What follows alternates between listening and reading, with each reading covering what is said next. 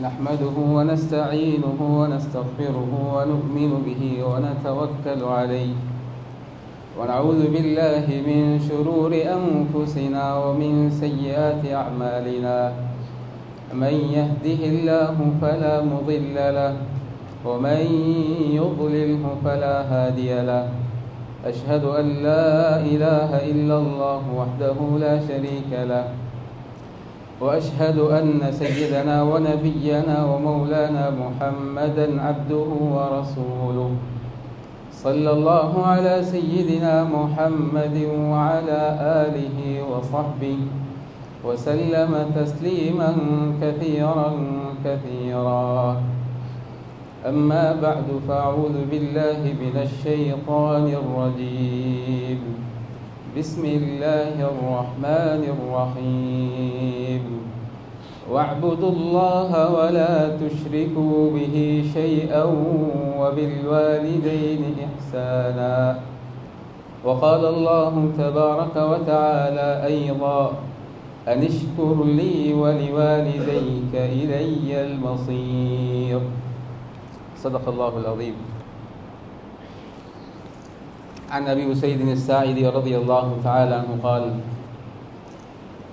بينما نحن عند رسول الله صلى الله عليه وسلم إذ جاءه رجل من بني سلمة فقال: يا رسول الله، هل بقي من بر أبوي شيء أبرهما بعد موتهما؟ قال صلى الله عليه وسلم: نعم، الصلاة عليهما والاستغفار لهما وإنفاذ عهدهما من بعدهما وصلة الرحم الذي لا توصل إلا بهما وإكرام صديقهما. أخرجه الإمام أبو داود في سننه. صدق رسول الله صلى الله عليه وسلم. எல்லா புகழும் புகழ்ச்சிகளும் பாராட்டுகளும் இவ்வகிலத்தையே படைத்து பரிபாலித்து பராமரித்து பாதுகாத்து கொண்டிருக்கும் ஏகநாயன் அல்லாஹு ஜல்ல ஜலாலுஹு அம்மன வாலுஹு அவனுக்கு உரித்தாகட்டும். அல்ஹம்துலில்லாஹ். சலவாத்தும் சலாமும் சத்திய தூதர் சன்மார்க்க போதகர் நம் உயிரிலும் மேலான முஹம்மது முஸ்தபா ஸல்லல்லாஹு அலைஹி வஸல்லம் அன்னவர்கள் மீதிலும், அன்னாரது வாழ்க்கை வழிமுறைகளை பின்பற்றி வாழ்ந்த உத்தம சஹாபாக்கள், தாபிஊன்கள், தபஉ தாபிஈன்கள், நாளைய கியாமத்துடைய நாள் வரை வரக்கூடிய முஸ்லிமான முஃமினான ஆண்கள் பெண்கள் அனைவர்கள் மீதிலும் என்றென்றும் உண்டாவதாக என்று வேண்டியதன் பின்னால், சய்யிதுல் அய்யாம் என்று அழைக்கப்படும் நாட்களுக்கெல்லாம் தலைமை தாங்கும் புனித ஜுமாவுடைய தினத்திலே ஜுமாவுடைய கடமைகளை நிறைவேற்றுவதற்காக வேண்டி இறையில்லமா மஸ்ஜிதிலே இஅ்திகாஃபுடைய நியத்தோடு சமூகம் அளித்திருக்கும் அல்லாஹ்வின் நல்லடியார்களே, அன்பு சகோதரர்களே, பெரியார்களே, வாழ்க்கையின் எல்லா கட்டங்களிலும் எல்லா நிலைமைகளிலும் வல்ல அல்லாஹ்வை அஞ்சி பயந்து தக்வா செய்து வாழ்ந்து கொள்ளுமாறு முதலில் எனக்கும் அப்பால் உங்களுக்கும் வஸியத்தும் நஸீஹத்தும் செய்து கொள்கிறேன். அன்பு கட்டளையும் பிறப்பித்துக் கொள்கிறேன். அன்பு நிறைந்த அல்லாஹ்வுடைய நல்லடியார்களே, அருமை இஸ்லாமிய சகோதரர்களே, இவ்வுலக வாழ்க்கையில் அல்லாஹ் சுப்ஹானஹு வ தஆலா அவனால் நமக்கு தரப்பட்ட கடமைகளை நாங்கள் இரண்டு விதமாக நோக்கலாம். அதில் முதலாவது ஒரு பகுதி தான் ஹுகூகுல்லாஹ் என்று சொல்லுகின்ற அடியார்களாக இருக்குகின்ற நாம் அல்லாஹுக்கு செய்ய வேண்டிய கடமைகள். அந்த கடமைகளை நாம் கட்டாயம் அல்லாஹுக்கு நிறைவேற்றியாக வேண்டும். அதிலே ஏதாவது குறைபாடுகள் இருக்குகின்ற போது அல்லாஹ் நாடினால் அவன் மன்னிப்பான், அவன் நாடினால் தண்டிப்பான். இன்னும் ஒரு பகுதி இருக்கிறது, ஹுகூகுல் இபாத் என்று சொல்லப்படக்கூடிய அடியார்களுக்கு மத்தியிலே செய்ய வேண்டிய கடமைகள். ஒரு அடியான் பிற அடியானுக்கு, ஒரு சகோதரன் பிற சகோதரனுக்கு செய்ய வேண்டிய கடமைகள். இதைத்தான் நாம் ஹுகூகுல் இபாத், அடியார்களோடு சம்பந்தப்பட்ட கடமைகள் என்று சொல்கிறோம். இந்த அடியார்களுக்கு செய்ய வேண்டிய கடமைகளில் ஏதாவது குளறுபடிகள் இருக்குமாக இருந்தால் அடியார்கள் அதை மன்னிக்காதவரை அல்லாஹுடைய மன்னிப்பு கிடையாது. இதுதான் அல்லாஹுடைய பொதுவான ஒரு சுன்னாவாக நியதியாக இருக்கிறது. இந்த அடிப்படையிலே கண்ணியமானவர்களே, அல்லாஹுடைய நல்லடியார்களே, அடியார்களாக இருக்குகின்ற நாம் பிற சகோதரர்களுக்கு செய்ய வேண்டிய கடமைகளில் மிக முக்கியமானது, மிக உன்னதமானது, மிக கட்டாயமான ஒரு கடமைதான் நாம் எல்லாம் நம்மை பெற்று வளர்த்து ஆளாக்கிய நம்முடைய தாய் தந்தையர்களுக்கு உபகாரம் செய்யக்கூடிய பிர்ருல் வாலிதைன் என்று சொல்லுகின்ற ஒரு பகுதியாக இருக்கிறது. கண்ணியமானவர்களே, அல்லாஹுடைய நல்லடியார்களே, இன்று அதிகமாக பேசக்கூடியவர்கள் ஒரு மனிதன் தன்னுடைய தாய் தந்தைகளுக்கு இந்த உலகத்திலே உபகாரம் செய்ய வேண்டும், அவர்களுடைய மனது நோவாமல் நடந்து கொள்ள வேண்டும், அவர்களுடைய பேச்சுக்கு கட்டுப்பட்டு நடக்க வேண்டும், அவர்களுக்கு அடிபணிந்து நடக்க வேண்டும், அவர்களை சந்தோஷமாக மகிழ்வாக மன நிறைவாக உலக வாழ்க்கையிலே வைத்துக் கொள்ள வேண்டும் என்று நாம் பேசுகின்ற அதே வேளையிலே நம்முடைய தாயும் தந்தையும் அல்லாஹுடைய ஏற்பாட்டின் பிரகாரம் அவர்களுக்கு அல்லாஹ்வினால் கொடுக்கப்பட்ட துனியாவுடைய வாழ்க்கை, துனியாவுடைய அஜல் தவறை முடிவு பெறுகின்ற போது அவர்கள் கபருடைய வாழ்க்கையை ஆரம்பிக்க போகிறார்கள். அல்லது சிலர்கள் கபருடைய வாழ்க்கையை ஆரம்பித்து விட்டார்கள். நம்முடைய தாயும் தந்தையும் பெற்றோர்களும் கபருடைய வாழ்க்கையை வாழ்ந்து கொண்டிருக்கின்ற போதும் அவர்களுக்கு நாம் செய்ய வேண்டிய கடமைகள் மிகுதமாக இருக்கிறது என்பதை நம்மில் எத்தனை பேர் அறிந்திருக்கிறோம்? கண்ணியமானவர்களே, அல்லாஹ்வுடைய நல்லடியார்களே, ஹதரத் அபூ உஸைத் அஸ்ஸாஇதி ரலியல்லாஹு தஆலா அவர்கள் ஹதீஸை ரிவாயத் செய்கிறார்கள். அவர்கள் குறிப்பிடுகிறார்கள், நாம் அல்லாஹ்வுடைய தூதர் ஸல்லல்லாஹு அலைஹி வஸல்லம் அவர்களிடம் உட்கார்ந்திருந்தோம். அந்த சந்தர்ப்பத்திலே பனு சலிமா என்று சொல்லுகின்ற ஒரு கபீலா, ஒரு கோத்திரத்தில் இருந்து ஒரு மனிதர் வருகிறார். அந்த மனிதர் வந்து ஸல்லல்லாஹு அலைஹி வஸல்லம் அவரிடம் கேட்டார், அல்லாஹ்வுடைய ரசூலே, அல்லாஹ்வுடைய தூதரே, நான் என்னுடைய தாய்க்கும் தந்தைக்கும் அவர்கள் மரணித்ததற்கு பின்னர் செய்ய வேண்டிய கடமைகளில் ஏதாவது என் மீது மிகுதமாக இருக்கிறதா, எனக்கு பொறுப்பானதாக இருக்கிறதா, ஏதாவது நான் கடமைகள் அவர்களுடைய கபருடைய வாழ்க்கையிலும் செய்ய வேண்டி இருக்கிறதா என்று அந்த மனிதர் கேட்டபோது ஸல்லல்லாஹு அலைஹி வஸல்லம் சொன்னார்கள், கால நஅம், ஆம், உன்னுடைய தாயும் தந்தையும் மரணித்து கபராளிகளாக அந்த ஆலமுல் பர்ஸகிலே மறுமையுடைய வாழ்க்கையை ஆரம்பித்து விட்டார்களா, பரவாயில்லை, அப்போதும் நீ அவர்களுக்கு செய்ய வேண்டிய கடமைகள் இருக்கிறது என்று சொல்லிவிட்டு ஸல்லல்லாஹு அலைஹி வஸல்லம் அவர்கள் 5 கடமைகளை அந்த ஹதீஸிலே சுட்டி காட்டினார்கள். கண்ணியமானவர்களே, அல்லாஹ்வுடைய நல்லடியார்களே, எனவேதான் அதிகமாக, எந்த அளவுக்கு அதிகமாக பெற்றோர்களை நாம் துனியாவிலே அவர்கள் உயிரோடு இருக்குகின்ற போது அவர்களை பேண வேண்டும் என்று பேசப்படுகிறதோ அந்த அளவு தூரம் அவர்கள் கபராளிகளாக யாருமே உதவி செய்யாமல் அவர்களுடைய அமல்கள் மாத்திரம்தான் அவர்களுக்கு கை கொடுக்க போகின்ற அந்த இடத்திலே தன்னந்தனியாக உறங்கிக் கொண்டிருக்கின்ற அந்த நேரத்திலே நாம் அவர்களுக்கு செய்ய வேண்டிய கடமைகள் ஏராளமாக இருக்கிறது. கண்ணியமானவர்களே, என்னாலே தான் ஒரு மனிதன் தன்னை பெற்று வளர்த்து ஆளாக்கிய பெற்றோர்களுக்கு எந்த தூரம் உபகாரம் செய்ய கடமைப்பட்டிருக்கிறான் என்பதை வலியுறுத்தும் முகமாகத்தான் அல்லாஹ் சுப்ஹானஹு வ தஆலா பரிசுத்தமான அல் குர்ஆனிலே அவனை இபாதத் செய்ய வேண்டும் என்ற அல்லாஹ்வுடைய இபாதத்தோடு இணைத்ததாக அல்லாஹ் சுப்ஹானஹு வ தஆலா பெற்றோருடைய உபகாரத்தை பேசியிருக்கிறார். وَقَضَى رَبُّكَ أَلَّا تَعْبُدُوا إِلَّا إِيَّاهُ وَبِالْوَالِدَيْنِ إِحْسَانًا சூரா பனி இஸ்ராயீல் அல்லாஹ் சுப்ஹானஹு வ தஆலா பேசுகிற போது, நீங்கள் வணங்குவதாக இருந்தால், வழிபடுவதாக இருந்தால் அவனை மாத்திரம்தான் வணங்க வேண்டும் என்று அல்லாஹ் சுப்ஹானஹு வ தஆலா உங்களுக்கு கட்டளையிட்டிருக்கிறான் என்ற இபாதத்தை பற்றி பேசுகின்ற போது, தௌஹீத் என்ற ஏகத்துவத்தை பற்றி பேசுகின்ற அந்த குர்ஆனிய வசனத்திலே அல்லாஹ் சுப்ஹானஹு வ தஆலா அவனுடைய இபாதத்துக்கு அடுத்ததாக நீங்கள் உங்களுடைய பெற்றோர்களுக்கு உபகாரம் செய்ய வேண்டும் என்பதை சேர்த்து பேசியிருக்கிறார். சூரா லுக்மானுடைய 14வது வசனம், கண்ணியமானவர்களே, அல்லாஹ் சுப்ஹானஹு வ தஆலா அவன் நமக்கு தந்திருக்கின்ற நியாமத்துகளை நாங்கள் அனுபவித்துக் கொண்டிருக்கிறோமே, அந்த நியாமத்துகளுக்கு நன்றியுள்ளவர்களாக மாற வேண்டும், அவனுடைய நியாமத்துகளுக்கு நாங்கள் ஷாக்கிரீங்களாக நன்றியுள்ளவர்களாக மாற வேண்டும். எனவேதான் அல்லாஹ் சுப்ஹானஹு வ தஆலா குறிப்பிடுகிறான், அனிஷ்குர்லி வலிவாலிதை, நீங்கள் எனக்கு நன்றி செலுத்த வேண்டும். அதே நேரத்தில் அல்லாஹ் சுப்ஹானஹு வ தஆலா அந்த வசனத்துடைய தொடரிலே உம்மை பெற்றெடுத்து வளர்த்து ஆளாக்கிய தாய்க்கும் தந்தைக்கும் நன்றி செலுத்த கடமைப்பட்டிருக்கிறீர்கள், நீங்கள் நன்றி செலுத்த வேண்டும் என்பதை அல்லாஹ் சுப்ஹானஹு வ தஆலா ஓர்டராக நமக்கு சொல்கிறார். எனவே கண்ணியமானவர்களே, நம்முடைய பெற்றோர்கள் உயிரோடு வாழ்கின்ற போதும் அவர்கள் கண்ணியமானவர்கள், அவர்கள் மீது நாம் செய்ய வேண்டிய கடமைகள் ஏராளமாக இருப்பதை போன்று அவர்கள் கண்ணை மூடி ஆখিরাவுடைய மறுமையுடைய வாழ்க்கையை ஆரம்பித்ததன் பின்னாலும் நாம் அவர்களுக்கு செய்ய வேண்டிய கடமைகள் தொடர்ச்சியாக இருக்கிறது. இந்த அடிப்படையிலே மிக முக்கியமான ஒரு கடமை, நாம் செய்ய வேண்டிய கடமை தான், நம்முடைய பெற்றோர்கள் கபராளிகளாக மாறிவிட்டால் நாம் அவர்களுடைய கபருடைய வாழ்க்கையிலே வாழ்ந்து கொண்டிருக்கின்ற அந்த சந்தர்ப்பத்திலே அவர்களுடைய மக்ஃபிரத்துக்காக நாங்கள் அதிகமாக துஆ செய்ய வேண்டும். யா அல்லாஹ், என்னுடைய தாயும் தந்தையும் கபருடைய வாழ்க்கையை வாழ்ந்து கொண்டிருக்கிறார்கள், துனியாவிலே மனிதர்களாக நடமாடுகின்ற போது அவர்கள் தெரிந்தோ தெரியாமலோ அறிந்தோ அறியாமலோ செய்த அவர்களுடைய தப்புகளை தவறுகளை குற்றம் குறைகளை மன்னித்து விடுவாயாக என்று நம்முடைய தாய்க்கும் தந்தைக்கும் இஸ்திக்ஃபார் செய்யக்கூடிய அமல் இருக்கிறது. இது முதலாவதாக நாங்கள் அவர்கள் மண்ணறையிலே வாழ்ந்து கொண்டிருக்கின்ற போது செய்ய வேண்டிய முதன்மையான அமலாக இருந்து கொண்டிருக்கிறது. கண்ணியமானவர்களே, அல்லாஹ்வுடைய நல்லடியார்களே, இந்த இஸ்திக்ஃபார் என்பது நம்முடைய பார்வையிலே ரப்பிஃபிர்லி வலிவாலிதைய, யா அல்லாஹ் என்னை மன்னித்து விடுவாயாக, என்னை பெற்றெடுத்து வளர்த்து ஆளாக்கி என்னுடைய பெற்றோர்களை மன்னித்து விடுவாயாக என்ற ஒரு சிறிய 2 வார்த்தைகளாக இருக்கலாம்.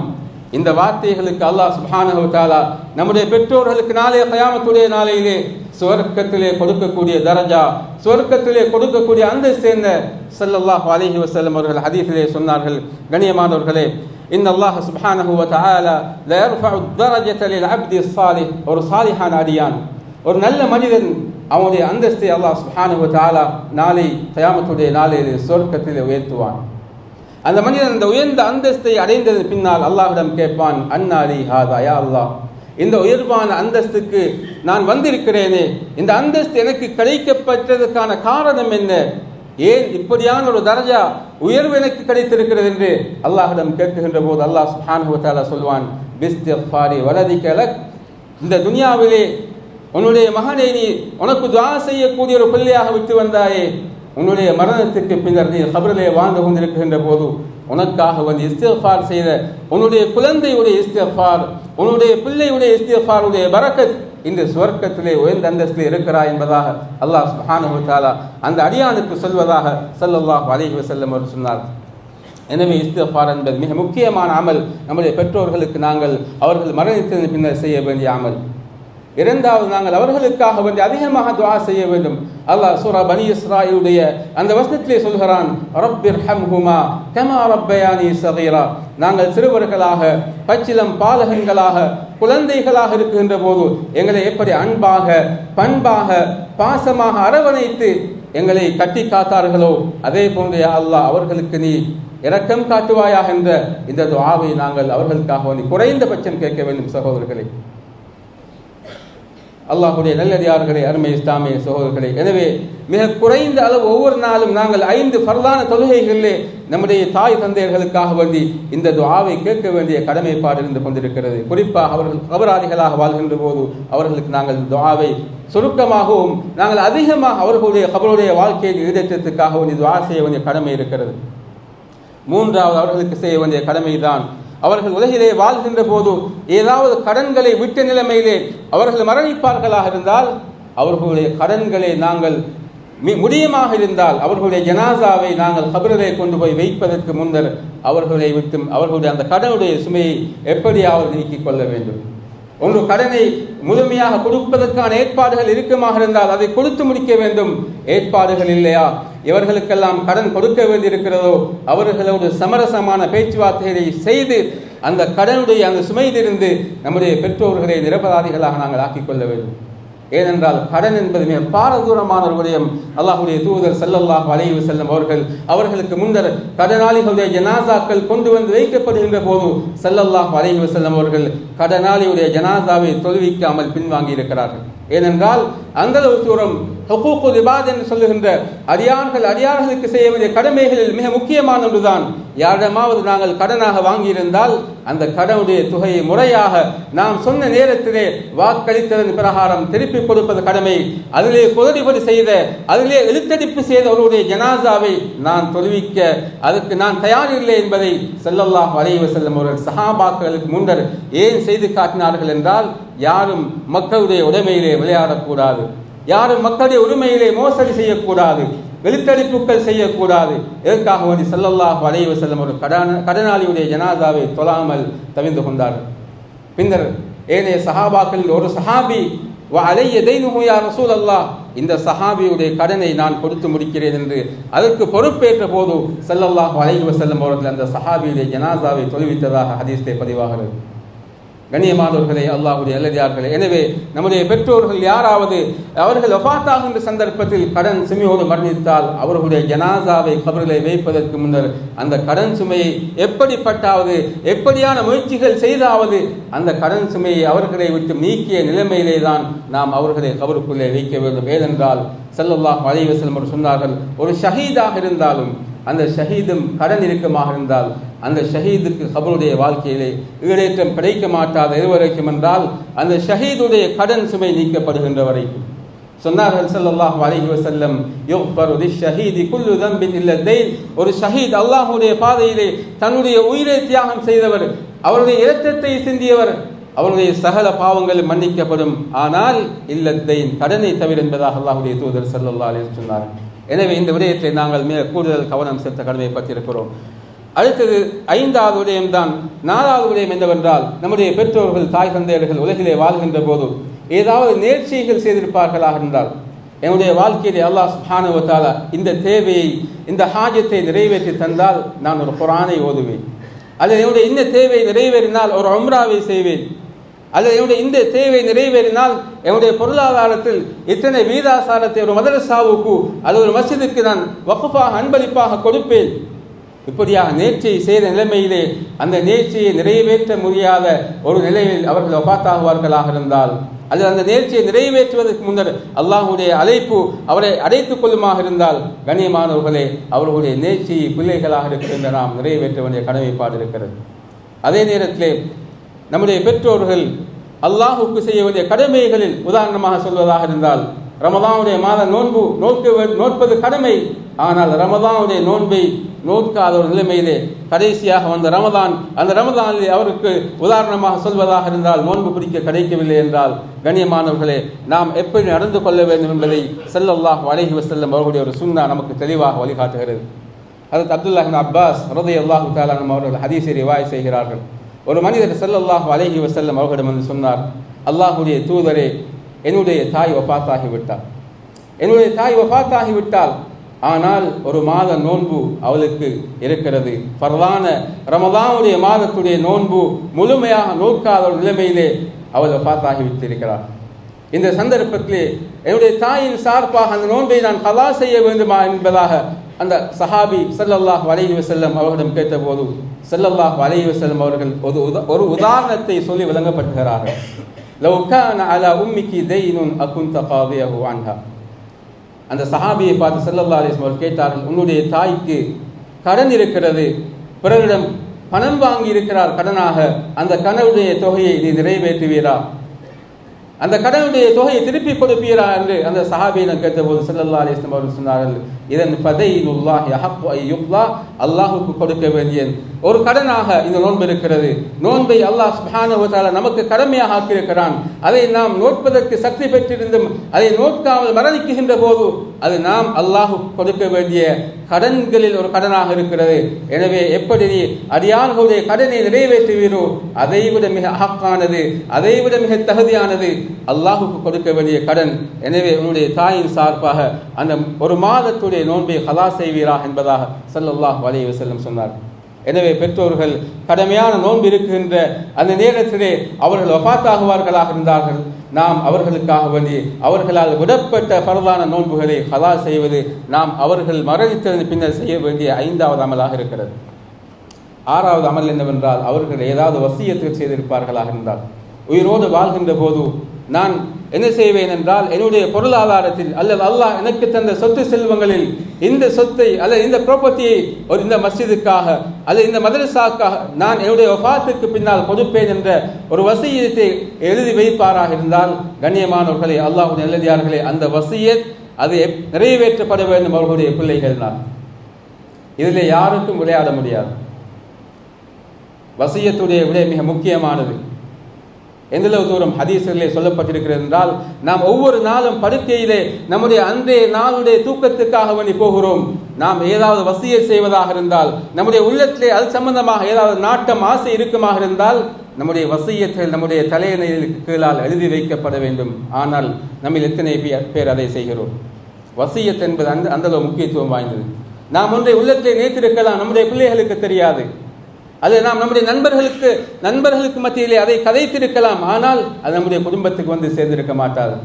எனவே தான் வசியத் என்பது மிக முக்கியமான விடயம். நம்முடைய பெற்றோர்கள் ஏதாவது ஒரு விடயத்தை சதகாவாக இதை இந்த நல்ல விடயங்களுக்காக வேண்டி கொடுப்பதாக அவர்கள் வசியத் செய்திருப்பார்களாக இருந்தால், அந்த வசியத் நிறைவேற்றுவது அந்த பெற்றோர்களுடைய பிள்ளைகளாக உலகத்திலே வாழக்கூடியவர்களுடைய கடமை என்பதை நாங்கள் மறந்துவிடக்கூடாது.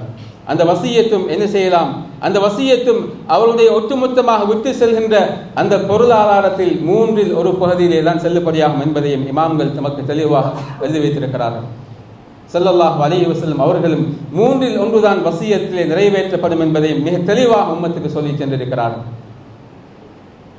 ஒரு தாய் அல்லது தந்தை அவர் வஃபாத்தாகுவதற்கு முன்னர் தன்னுடைய பிள்ளைகள் மீது கோபத்தின் காரணமாக என்னுடைய முழு சொத்தையும் நான் வசியத் செய்து விட்டு செல்கிறேன். என்னுடைய முழு ப்ராப்பர்ட்டிகளும், என்னுடைய முழு சொத்துக்களும், உடைமைகளும் என்னுடைய பிள்ளைகளுக்கல்ல. நான் இதை நல்ல வழியிலே அதை ஒட்டுமொத்தமாக முழுக்க அனைத்தையும் நான் வசியத் செய்கிறேன் என்றால் அந்த வசியத் செல்லுபடியாகாது.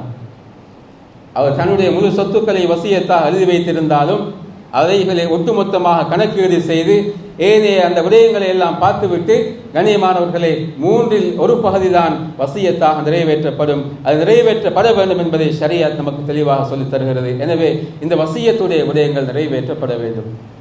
7வது விடயம் என்னவென்றால், அவர்களுக்காக நாங்கள் சதகா செய்வது, அவர்களுடைய பேரிலே சதகாக்கள், தான தர்மங்கள், நல்ல விடயங்களிலே செலவு செய்வது, இது மிக முக்கியமாக அவர்களுடைய வஃபாத்துக்கு பின்னால் நாம் செய்ய வேண்டிய அமல்.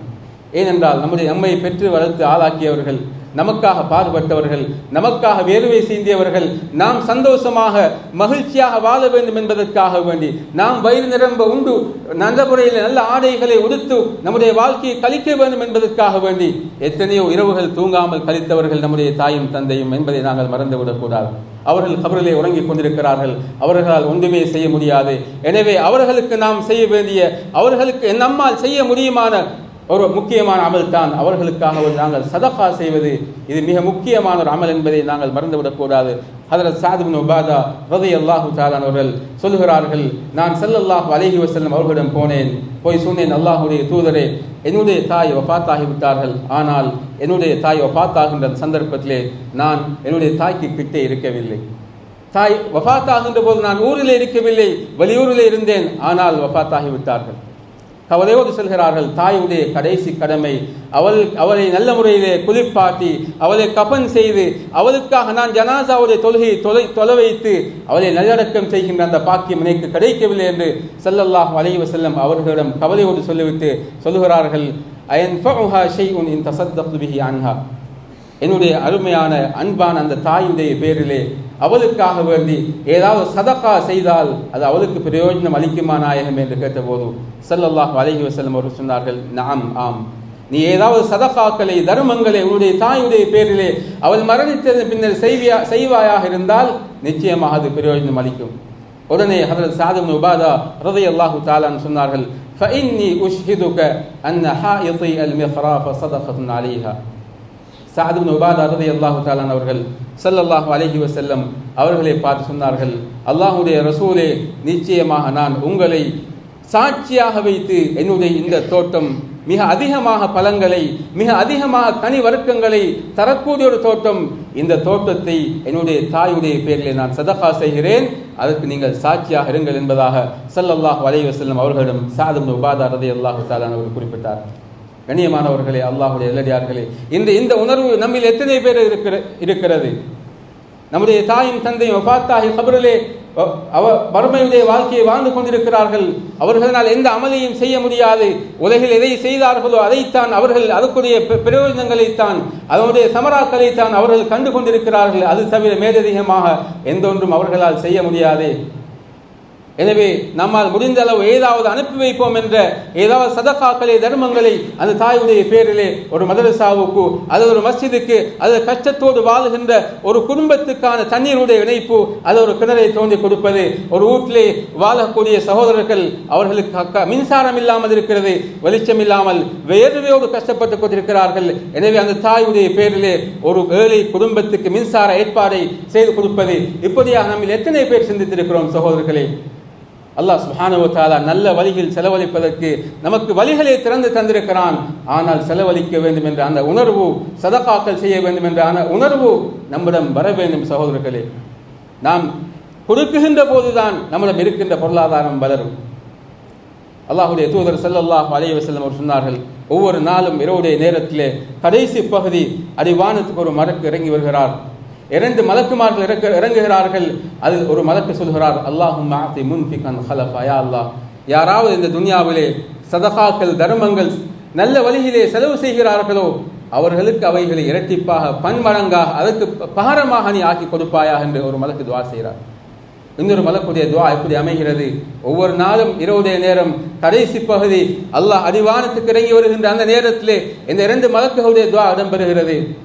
அடுத்த மலக்குடைய துஆ அவர் சொல்கிறார், ஆதி மும்சிக்கன் தலஃபா, யாரெல்லாம் தம்முடைய பொருளாதாரங்களை தம்முடைய உடைமைகளை அப்படியே பொத்தி வைத்துக் கொண்டு நல்ல வழிகளிலே செலவு செய்யாமல் கஞ்சத்தனம் காட்டிக் கொண்டிருக்கிறார்களோ அவர்களுடைய பொருளாதாரத்தை தலஃபா அழித்து விடுவாயா என்பதாக அந்த மலக்கு துஆ செய்கிறார். எனவே கண்ணியமானவர்களே, கொடுப்பதில் பரக்கத்திருக்கிறது. நாம் எந்த அளவு அதிலும் நாம் கொடுக்கக்கூடிய தர்மங்களில் மிக சிறந்தது நம்முடைய தாய் தந்தையர்களுடைய கபருடைய வாழ்க்கையின் ஈடேற்றத்திற்காக செலவழிக்கக்கூடிய தர்மம் இருக்கிறது, மிக சிறந்தது என்பதை நாம் இந்த ஹதீஸின் மூலமாக விளங்கக்கூடியதாக இருக்கிறது. இந்த சம்பவத்தை இமாம் புகாரி ரஹிமஹுல்லா அவர்கள் அவருடைய சஹீஹுல் புகாரிலே பதிவு செய்திருக்கிறார். அன்பான சகோதரர்களே, அல்லாஹ்வுடைய நல்லடியார்களே, இந்த அடிப்படையிலே 8வது அமல் தான் நம்முடைய பெற்றோர்களுடைய மறைவுக்கு பின்னர் அவர்களுடைய இரத்த உறவுகளை குடும்பங்களை நாங்கள் சேர்ந்து நடப்பது. நம்முடைய தாயையோ அல்லது தந்தையோ கபரிலே வைத்து மண்ணை மூடிவிட்டதோடு அவர்களுடைய குடும்பத்துடனான உறவு நின்றுவிடக்கூடாது. அவர்கள் மூலமாக நமக்கு கிடைக்க பெற்ற அந்த உறவுகள் நம்முடைய தந்தையாக இருக்கலாம், தாயாக இருக்கலாம், அவர்களுடைய சகோதரர்கள், அவர்களுடைய சகோதரிகள், அவர்களுடைய பெற்றோர்கள், அவர்களுடைய நண்பர்கள் என்று அவர்களுடைய குடும்ப உறவுகள் அவர்களுடைய மரணத்திற்கு பின்னர் சேர்ந்து நடக்கப்பட வேண்டும். கண்ணியமானவர்களே, அல்லாஹ்வுடைய நல்லடியார்களே, இன்று கவலையான செய்தி, அற்ப சொற்ப பிரச்சனைகளுக்காக வேண்டி, சின்ன சின்ன பிரச்சனைகளுக்காக வேண்டி பெற்றோருடைய வஃபாத்தோடு எத்தனையோ குடும்பங்கள் அந்த பெற்றோருடைய குடும்பங்களுடன் தொடர்புகளை நிரந்தரமாக அவர்கள் என்ன செய்கிறார்கள், நிறுத்திக் கொள்கிறார். யாராவது எப்படி நடப்போமாக இருந்தால் நாம் நம்முடைய பெற்றோர்களுக்கு செய்கின்ற அநியாயம் என்பதை மறந்துவிடக்கூடாது. அதற்கு அபூ புர்தா ரலியல்லாஹு தஆலா அவர்கள் சொல்கிறார்கள், நான் மதீனா முனவராவுக்கு வந்தேன். மதீனாவுக்கு வந்ததன் பின்னர் ஹதரத் அப்துல்லாஹ் இப்னு உமர் ரலியல்லாஹு தஆலா அவர்கள் என்னிடம் வந்தார்கள். வந்து கேட்டார்கள், உங்களுக்கு தெரியுமா நான் எதற்காக வேண்டி உங்களிடம் வந்திருக்கிறேன்? அபூ புர்தா ரலியல்லாஹு அன்ஹு சொன்னார்கள், தெரியாது. சொல்லுங்கள், நீங்கள் மதீனாவுக்கு வந்ததற்கான காரணத்தை சொல்லுங்கள் என்று கேட்டபோது ஹதரத் அப்துல்லாஹ் இப்னு உமர் ரலியல்லாஹு தஆலா சொல்கிறார்கள், மன் அஹப்ப ஐ யஸில அபாஹு ஃபீ கப்ரிஹி, யார் தன்னுடைய தந்தை கபரிலே ஜனாசாவாக உறங்கிக் கொண்டிருக்கின்ற போது அவரோடு சேர்ந்து வாழ வேண்டும் என்று விரும்புகிறாரோ, அவருக்கு உபகாரம் செய்ய வேண்டும் என்று விரும்புகிறாரோ, ஃபல்யஸில் இஹ்வான அபீஹி பஅதஹு, அவர் தன்னுடைய தந்தையின் சகோதரர்கள் என்றால் தன்னுடைய தந்தையின் நண்பர்களை சேர்ந்து நடக்கட்டும், அவர்களோடு உபகாரம் செய்யட்டும் என்பதாக ஸல்லல்லாஹு அலைஹி வஸல்லம் அவர்கள் சொன்ன ஹதீஸை கேட்டிருக்கிறேன். எனவே என்னுடைய தந்தை உமருக்கும் உங்களுடைய தந்தைக்கும் மிக நெருக்கமான உறவு இருந்தது. 2 பேரும் நண்பர்களாக இருந்தார்கள், அன்பை வளர்த்து கொண்டார்கள், ஒருவருக்கு உதவியாக இருந்தார்கள். எனவே என்னுடைய தந்தைக்கு நான் உபகாரம் செய்ய வேண்டும். என்னுடைய தந்தை மரணித்து விட்டார், ஆனால் என்னுடைய தந்தை உங்களுடைய தந்தையோடு மிக நெருக்கமாக இருந்தவர். எனவே நான் என்னுடைய தந்தைக்கு உபகாரம் செய்ய வேண்டுமாக இருந்தால் உங்களுடைய தந்தையுடைய அதாவது உங்களுடைய தந்தையோடு அவர் சேர்ந்து வாழ்ந்ததன் காரணமாக நான் உங்களோடு நான் சேர்ந்து நடக்க வேண்டும். அந்த அடிப்படையிலே தான் நான் மதீனாவுக்கு நான் தியாகம் செய்து வந்திருக்கிறேன் என்பதாக ஹதரத் அப்துல்லாஹ் இப்னு உமர் ரலியல்லாஹு அன்ஹு குறிப்பிடுகிறார்கள். என்றால் கண்ணியமானவர்களே, அல்லாஹ்வுடைய நல்லடியார்களே, நம்முடைய சஹாபாக்கள் இப்படியான விஷயங்களுக்கு முன்னுதாரணமாக இருந்திருக்கிறார். எனவே நாங்கள் சிந்திக்க வேண்டிய கடமைப்பாடு இருக்கிறது. இந்த அடிப்படையிலே இறுதியான ஒரு விடயம்தான் நாம் நம்முடைய தந்தையுடைய நண்பர்களை, நம்முடைய தாயுடைய நண்பர்களை நாங்கள் சேர்ந்து நடப்பது, அவர்களை மதிப்பது, அவர்களை கண்ணியப்படுத்துவது. இது மிக முக்கியமான ஒரு அமல். ஸல்லல்லாஹு அலைஹி வஸல்லம் சொன்னார்கள், இன்ன மின் அபர்ரில் பிர்ரி ஸலத்துல் வலதி அஹ்ல உத்தி அபி, நிச்சயமாக ஒரு மனிதன் செய்கின்ற உபகாரங்களில் மிக சிறந்த உபகாரம் என்னவென்றால் ஒரு பிள்ளை அவருடைய தந்தையின் நண்பர்களை சேர்ந்து நடப்பது, தன்னுடைய தந்தையுடைய நண்பர்களை இக்ராம் செய்வது, அவர்களை கண்ணியப்படுத்துவது ஒரு பிள்ளை தன்னுடைய தந்தைக்கு செய்கின்ற உபகாரங்களில் மிக சிறந்த உபகாரம் என்பதாக ஸல்லல்லாஹு அலைஹி வஸல்லம் சொன்னார். கண்ணியமானவர்களே, அல்லாஹ்வுடைய நல்லடியார்களே, இந்த ஹதீஸிலே தந்தையுடைய நண்பர்கள் என்று குறிப்பிட்டிருந்தாலும் இமாம் நவவி ரஹிமஹுல்லா அவர்கள் இந்த ஹதீஸுக்கு விரிவுரை எழுதுகின்ற போது குறிப்பிடுகிறார்கள், இது தாயையும் உள்ளடக்கும், தாயுடைய தாய், தந்தையுடைய தந்தை என்று அந்த பாட்டன்மார்களையும் உள்ளடக்கும், வயதில் மூத்த அந்த குடும்பத்தில் இருக்கக்கூடிய மக்களையும் இது உள்ளடக்கும், கணவன் மனைவி போன்றோர்களையும் உள்ளடக்கும். ஸல்லல்லாஹு அலைஹி வஸல்லம் அவர்கள் தன்னுடைய அன்பான முதல் மனைவி ஹதரத் ஹதீஜா ரலியல்லாஹு தஆலா அன்ஹா அவர்கள் வஃபாத்தாகிவிட்டார்கள். அவர்கள் வஃபாத்தாகி பல வருடங்கள் கழிந்ததன் பின்னாலும் ஸல்லல்லாஹு அலைஹி வஸல்லம் அவர்கள் ஆடுகளை அறுத்தால் சொல்வார்கள், இந்த ஆட்டுடைய மாமிசத்தை ஹதீஜா ரலியல்லாஹு தஆலா அன்ஹா அவர்களுடைய தோழிகளுக்கு கொண்டு போய் கொடுத்து வாருங்கள் என்று ஸல்லல்லாஹு அலைஹி வஸல்லம் அவர்கள் அனுப்புவார்கள் என்ற ஹதீஸை இந்த விளக்கத்துக்கு உதாரணமாக அடிப்படையாக மேற்கோள் காட்டியிருக்கிறார். கண்ணியமானவர்களே, அல்லாஹ்வுடைய நல்லடியார்களே, ஸல்லல்லாஹு அலைஹி வஸல்லம் அவர்கள் தன்னுடைய மனைவிமாருடைய நண்பிகளை தோழிகளை கூட அவர்களுடைய வஃபாத்துக்கு பின்னர் எப்படி சேர்ந்து நடந்திருக்கிறார்கள் என்பதை இமாம் நவவி ரஹிமஹுல்லாஹ் அவர்கள் இந்த ஹதீஸை இங்கே கொண்டு வந்து மிக உதாரணமாக பேசியிருக்கிறார்கள். எனவே கண்ணியமானவர்களே, அல்லாஹ்வுடைய நல்லடியார்களே, இந்த உலக வாழ்க்கையில் அல்லாஹ் சுப்ஹானஹு வ தஆலா நமக்கு தந்திருக்கின்ற கடமைகளில் 2 வகையாக நாங்கள் பிரிக்கலாம். அதில் முதலாவது நாம் அல்லாஹ்வுக்கு செய்ய வேண்டிய கடமைகள், இரண்டாவது விடயம்தான் அடியார்களுக்கு செய்ய வேண்டிய கடமைகள்.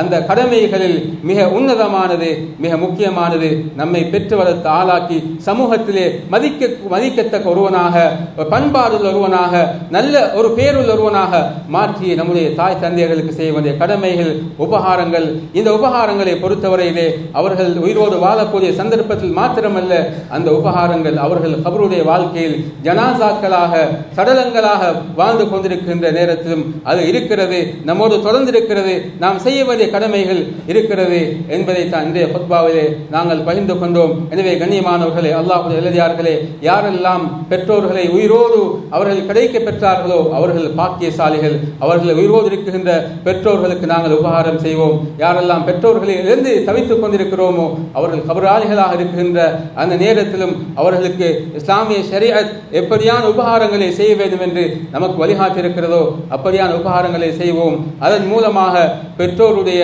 அந்த பொருத்தத்தை அடைவோம். பெற்றோருடைய பொருத்தத்தின் விளைவாக ரஹ்மானுடைய பொருத்தத்தை பெற்றுக்கொள்வோம். வல்லவன் அல்லாஹ் சுப்ஹானஹு வ தஆலா பேசப்பட்ட விடயங்களை நம்முடைய வாழ்க்கையில் எடுத்து நடக்கக்கூடிய தௌஃபீக்கை நம் அனைவருக்கும் தந்தருள்வானா. யாதனுடைய பாவங்களை மன்னித்தருள்வாயா, நம்முடைய பெற்றோர்களுடைய பாவங்களை மன்னித்தருள்வாயா. அவர்கள் யாரெல்லாம் உயிரோடு வாழ்ந்து கொண்டிருக்கிறார்களோ யா அல்லாஹ் அவர்கள் உள்ளத்திலே நிம்மதியை கொடுத்தருள்வாயாக. யா அல்லாஹ் அவர்கள் உடலிலே ஆரோக்கியத்தை கொடுப்பாயாக. யா அல்லாஹ் அவர்கள் எல்லாம் கபராளிகளாக மன்னரையிலே வாழ்ந்து கொண்டிருக்கிறார்களோ அவர்களுடைய கபர்களை சொர்க்கத்துடைய பூங்காவனமாக ஆக்குவாயா. யா அல்லாஹ் நரக படுகொலையை விட்டு பாதுகாத்தருள்வாயா. கண்ணு கட்டிய தூரம் வரை அவருடைய கபர்களை விசாலமாக ஆக்கிடுவாயா. அந்த பெற்றோர்கள் உயிரோடு வாழ்கின்ற போதும் மரணித்தது பின்னாலும் அவர்களுக்கு செய்ய வேண்டிய கடமைகளை நிறைவாக செய்யக்கூடிய தௌஃபீக்கை யா அல்லாஹ் நம் அனைவருக்கும் தந்தருள்வாயா.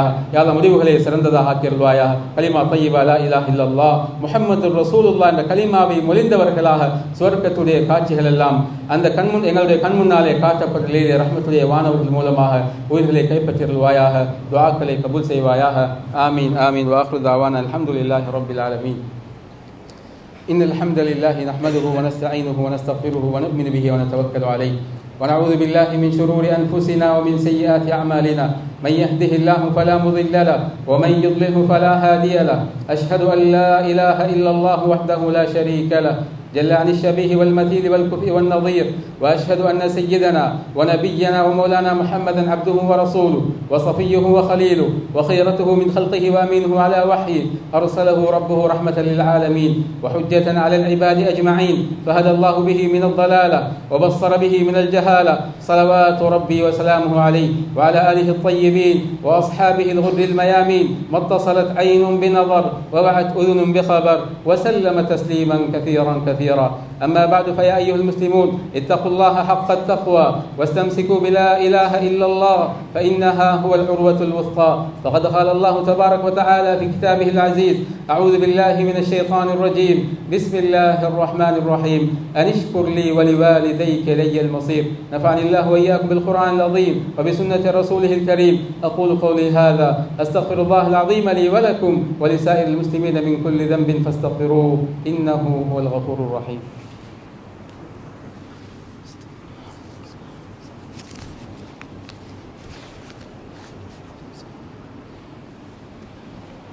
الحمد لله بارئ النسم ومحيي الرمم ومجزي القسم. أحمده حمدا يوافي ما تزايد من النعم. أشهد أن لا إله إلا الله وحده لا شريك له شهادة تعصم من الفتن وتدفع النقم. وأشهد أن سيدنا ونبينا ومولانا محمدا عبده ورسوله المبعوث رحمة للعالمين من عرب وعجم. صلى الله على سيدنا محمد وعلى آله وأصحابه صلاة وسلاما دائمين ممتدين إلى يوم الدين. أما بعد فيا أيها المسلمون اتقوا الله فقد نجا من اتقى وضل من قاده الهوى. يا أيها الذين آمنوا اتقوا الله وكونوا مع الصادقين. وقال الله عز وجل: إن الله وملائكته يصلون على النبي يا أيها الذين آمنوا صلوا عليه وسلموا تسليما. اللهم صل على سيدنا ونبينا ومولانا محمد عبدك ورسولك وصل على المؤمنين المؤمنين والمؤمنات والمسلمين والمسلمات، وبارك على محمد صلى الله عليه وسلم وأزواجه وذريته. قال النبي صلى الله عليه وسلم: أرحم أمتي بأمتي أبو بكر، وأشدهم في أمر الله عمر، وأصدقهم حياء عثمان، وأقضاهم علي رضي الله عنهم، وفاطمة سيدة نساء أهل الجنة، والحسن والحسين سيدا شباب أهل الجنة، وحمزة أسد الله وأسد رسوله صلى الله عليه وسلم رضي الله تعالى عنهم أجمعين. اللهم اغفر للعباس وولده مغفرة ظاهرة باطنة لا تغادر ذنبا.